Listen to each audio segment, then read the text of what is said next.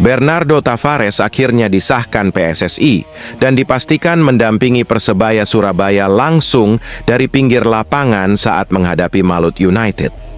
Momen ini menandai debut resmi pelatih asal Portugal tersebut bersama Green Force di hadapan publik Stadion Gelora Bung Tomo. Kepastian Tavares bisa memimpin dari bench menjadi kabar yang paling ditunggu. Manajemen Persebaya Surabaya mengumumkan langsung pengesahan tersebut sebagai sinyal era baru dimulai tepat di laga krusial. Unggahan itu langsung disambut antusias oleh supporter yang rindu sentuhan tangan dingin pelatih anyar. Kehadiran Tavares di pinggir lapangan jelas memberi suntikan moral besar. Bukan hanya untuk pemain, tapi juga bagi bonek yang berharap Persebaya Surabaya bangkit di paruh musim. Meski begitu, Tavares tak menutup mata soal tantangan berat yang menanti. Malut United dinilainya sebagai salah satu tim paling solid dan berbahaya di kompetisi musim ini. Laga melawan Malut United pun syarat nuansa pembuktian. Persebaya Surabaya ingin mengakhiri catatan buruk pertemuan sekaligus membuka lembaran baru di bawah komando Tavares. Gustavo Fernandes semakin dekat dengan Persebaya. Persebaya Surabaya dikabarkan bakal mendatangkan pemain asal Brasil lainnya. Kali ini pemain belakang berpostur 150 cm. Gustavo Fernandes siap direkrut dari Liga Portugal. Persebaya dikabarkan bakal datangkan bek asal Brasil, Gustavo Fernandes untuk putaran kedua ISL musim 2025-26 ini, tulis akun XA Indo SFC. Gustavo Fernandes saat ini berstatus bebas transfer setelah berpisah dengan klubnya yang berada di kasta kedua Liga Portugal, Penafiel. Bek berusia 26 tahun Malang melintang di sepak bola Portugal dengan membela klub Anadia, Valadares Gaya, San Joanense, dan Penafiel. Pada musim 2025-2026 bersama Penafiel, Gustavo bermain dalam 6 pertandingan di Liga Portugal 2 dan Taça de Portugal.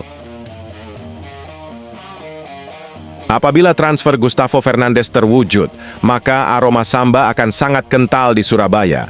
Sebelumnya, Persebaya Surabaya baru saja mengumumkan 2 rekrutan asal Brasil, yakni Bruno Paraiba dan Jefferson Silva. Bruno berposisi sebagai gelandang dan sebelumnya bermain untuk Cheonam City di kasta kedua Liga Korea Selatan. Sementara itu, Jefferson Silva merupakan pemain berposisi bek kiri yang bermain untuk Operário PR di Serie B Brasil pada musim lalu. Kedatangan Jefferson dan Bruno jelas akan membuat 2 pemain asing Persebaya saat ini akan dicoret dari skuad. Mihailo Perovic, Diego Mauricio, hingga Dime Dimov menjadi 3 nama teratas yang terancam diputus kontraknya oleh manajemen The Green Force. Ini tanggal main, pemain baru Persebaya. Bruno Paraiba dan Jefferson Silva telah resmi menjadi pemain baru Persebaya Surabaya. Mereka menjadi tambahan kekuatan bagi skuad asuhan Bernardo Tavares yang merupakan pelatih baru Green Force. Persebaya menambah kekuatan mereka di lini depan dengan mendatangkan Bruno Paraiba. Sementara di lini belakang, mereka merekrut Jefferson Silva yang berposisi sebagai bek kiri. Dengan kedatangan 2 pemain baru, performa Persebaya diharapkan akan meningkat. Mereka langsung menunjukkan antusias sebagai pemain baru. Hal tersebut terlihat saat Bruno Paraiba dan Jefferson Silva langsung mengikuti sesi latihan perdana Persebaya. Sebagai pemain baru, Bruno dan Jefferson tentu ingin lebih dekat dengan bonek. Untuk itu mereka mengajak bonek agar membeli tiket laga Persebaya melawan Malut United. Lantas apakah Bruno dan Jefferson akan langsung bermain di laga melawan Malut United? Jawabannya tidak, sebab bursa transfer paruh musim Super League baru dibuka pada 10 Januari dan ditutup pada 6 Februari 2026. Bruno Paraiba dan Jefferson Silva baru bisa melakukan debut bersama Persebaya saat laga tandang melawan Persim Yogyakarta pada 25 Januari. Atau bisa saja baru debut saat laga Persebaya melawan Dewa United di Stadion Gelora Bung Tomo pada 1 Februari. Bonek tentu tidak sabar untuk segera melihat aksi Bruno Paraiba dan Jefferson Silva bersama Persebaya, apalagi mereka akan dilatih pelatih berkualitas seperti Bernardo Tavares.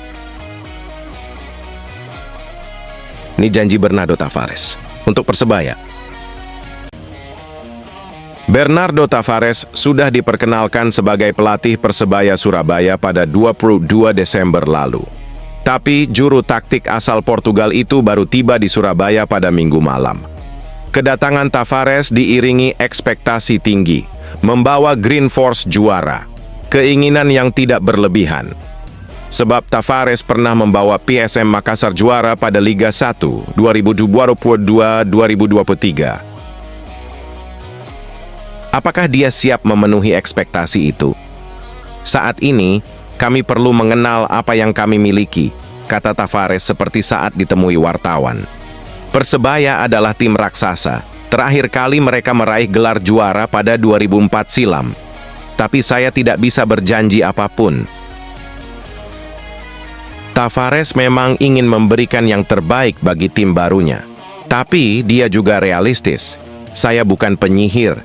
Saya tidak datang dan berkata, "Oh, sekarang kami akan memenangkan semua pertandingan." Tidak seperti itu, beber pelatih kelahiran 2 Mei 1980 tersebut. Baginya, hasil dalam setiap laga tidak bisa ditebak. Kami bisa kalah, kami bisa juga seri, tapi saya berharap kami akan meraih kemenangan lebih banyak. Dan agar hal itu terjadi, saya perlu memberikan kenyamanan, kami perlu memberi motivasi kepada semua pemain, terang mantan pelatih Helsinki IFK itu. Tavares memang ogah sesumbar menjadi juara musim ini, tapi dia punya niatan untuk membawa Persebaya meraih prestasi terbaik. Resmi out dari Cheonan City, Bruno Paraiba menuju Persebaya. Resmi, Bruno Paraiba hengkang dari Cheonan City, sinyal kuat menuju Persebaya Surabaya mulai terlihat jelas. Kabar ini langsung memanaskan bursa transfer Persebaya Surabaya dan memantik rasa penasaran bonek jelang paruh musim. Kepergian gelandang asal Brasil itu diumumkan langsung oleh Cheonan City melalui kanal resmi mereka. Pengumuman tersebut sekaligus menutup kebersamaan singkat namun berkesan antara Bruno Paraiba dan klub Korea Selatan itu. Unggahan perpisahan itu langsung memicu spekulasi lanjutan soal pelabuhan baru Bruno Paraiba. Persebaya Surabaya muncul sebagai kandidat terkuat, seiring rumor yang sudah beredar beberapa waktu terakhir.